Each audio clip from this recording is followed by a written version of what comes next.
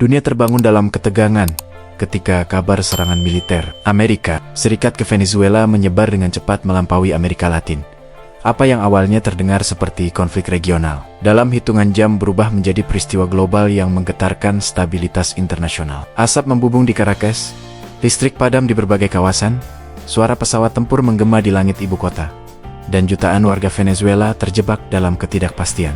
Namun dampak paling besar dari serangan ini bukan hanya kehancuran fisik di daratan Venezuela, melainkan gelombang geopolitik yang langsung menjalar ke pusat-pusat kekuasaan dunia. Salah satu ibu kota pertama yang bereaksi keras adalah Moskow. Rusia tidak menunggu lama. Dalam pernyataan yang tegas, terukur, dan tanpa ambiguitas, Moskow menyebut tindakan Amerika Serikat sebagai agresi bersenjata terhadap negara berdaulat. Kata-kata itu bukan sekadar kecaman diplomatik biasa. Dari sudut pandang Rusia, garis merah telah dilanggar.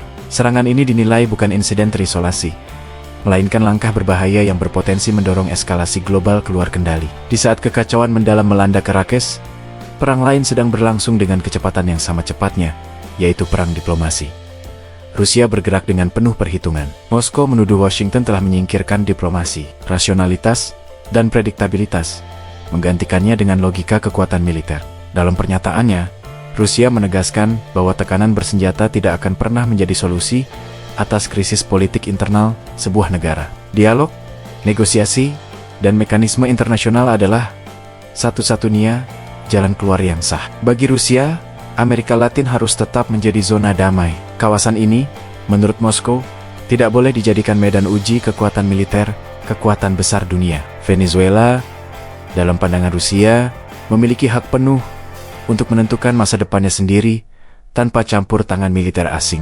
Solidaritas Moskow terhadap rakyat Venezuela ditegaskan secara terbuka, bersamaan dengan dukungan terhadap pemerintahan Bolivarian yang kini berada di bawah tekanan paling ekstrem dalam sejarahnya. Krisis ini dengan cepat dinaikkan ke panggung tertinggi diplomasi internasional. Rusia mendukung seruan untuk menggelar sidang darurat Dewan Keamanan Perserikatan Bangsa-Bangsa. Bagi Moskow, apa yang terjadi di Venezuela bukan hanya ujian bagi kedaulatan satu negara, tetapi juga ujian bagi tatanan dunia internasional.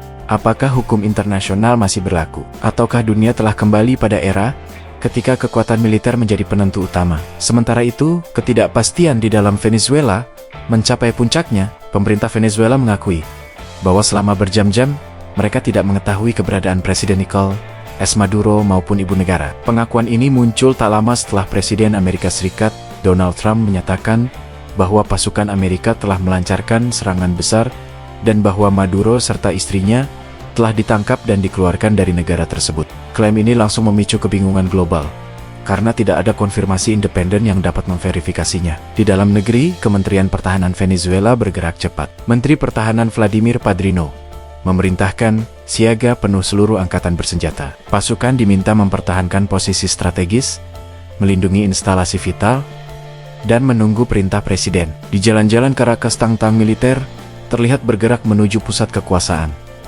Istana kepresidenan dijaga ketat. Negara secara de facto berada dalam kondisi perang.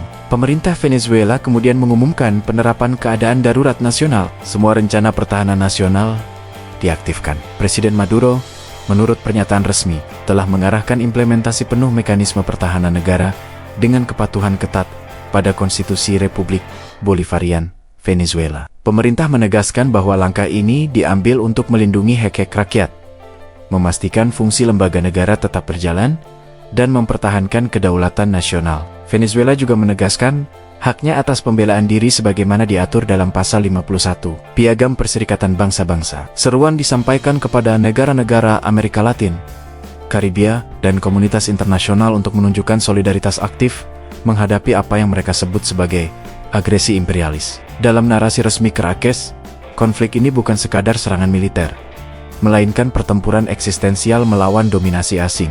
Laporan dari lapangan menggambarkan situasi yang mencekam. Serangan misil dan roket dilaporkan menghantam sejumlah kawasan, termasuk wilayah padat penduduk di sekitar Caracas, Miranda, Aragua, dan La Guaira. Helikopter tempur terlihat terbang rendah, menembakkan roket ke sasaran yang belum sepenuhnya terverifikasi. Pemerintah Venezuela menyatakan masih mengumpulkan data mengenai korban luka dan korban jiwa, sementara rumah sakit dilaporkan kewalahan. Di tengah kekacauan ini, laporan-laporan simpang siur terus bermunculan. Beberapa sumber menyebut bahwa Presiden Maduro telah meninggalkan istana kepresidenan tak lama setelah serangan dimulai. Sumber lain menyatakan bahwa pasukan Amerika telah melakukan pendaratan di sejumlah titik strategis, termasuk wilayah pesisir dan pulau Venezuela. Belum ada konfirmasi independen yang dapat memastikan kebenaran laporan tersebut. Media internasional mulai memainkan peran penting dalam membentuk persepsi global. CBS News melaporkan bahwa Presiden Trump telah mengesahkan serangan ke berbagai target di dalam Venezuela, termasuk fasilitas militer. Laporan tersebut menyebutkan adanya kebakaran dan aktivitas udara intensif di atas Caracas. Namun hingga saat itu, Gedung Putih belum mengeluarkan pernyataan resmi. Sikap ambigu juga ditunjukkan oleh Pentagon. Seorang juru bicara menolak untuk mengonfirmasi maupun membantah keterlibatan langsung militer Amerika, sebagaimana dikutip oleh New York Times. Ketidakjelasan ini justru memperbesar spekulasi bahwa operasi militer yang sedang berlangsung berskala lebih besar daripada yang diakui secara terbuka. Rekaman video yang beredar di media sosial memperlihatkan pesawat tempur terbang rendah di atas Caracas, suara ledakan, dan kepanikan warga sipil. Beberapa video menunjukkan kendaraan lapis baja bergerak di jalan-jalan utama, sementara warga terdengar berteriak meminta perlindungan. Listrik padam di sejumlah kawasan, menambah kekacauan dan ketakutan. Reaksi keras juga datang dari kawasan Amerika Latin. Presiden Kolombia Gustavo Petro secara terbuka menyatakan bahwa Caracas sedang dibombardir. Ia menyerukan agar Organisasi Negara-Negara Amerika atau OAS segera menggelar pertemuan darurat. Bagi banyak pemimpin regional, eskalasi ini berisiko menyeret seluruh kawasan ke dalam konflik yang lebih luas. Di Venezuela sendiri, narasi perlawanan dikobarkan. Pemerintah menyerukan persatuan nasional.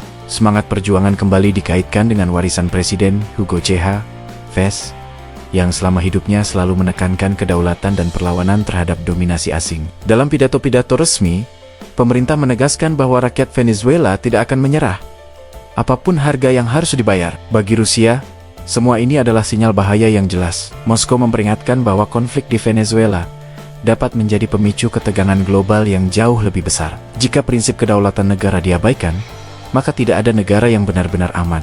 Dunia, menurut Rusia, sedang berdiri di persimpangan jalan antara hukum internasional dan hukum rimba. Ketika malam jatuh di Caracas, ketidakpastian masih menyelimuti segalanya. Tidak ada kepastian tentang nasib Presiden Maduro. Tidak ada kejelasan tentang sejauh mana operasi militer Amerika akan berlanjut. Yang jelas, dunia sedang menyaksikan salah satu momen paling berbahaya dalam geopolitik modern. Apakah ini akan menjadi awal dari perang regional yang lebih luas?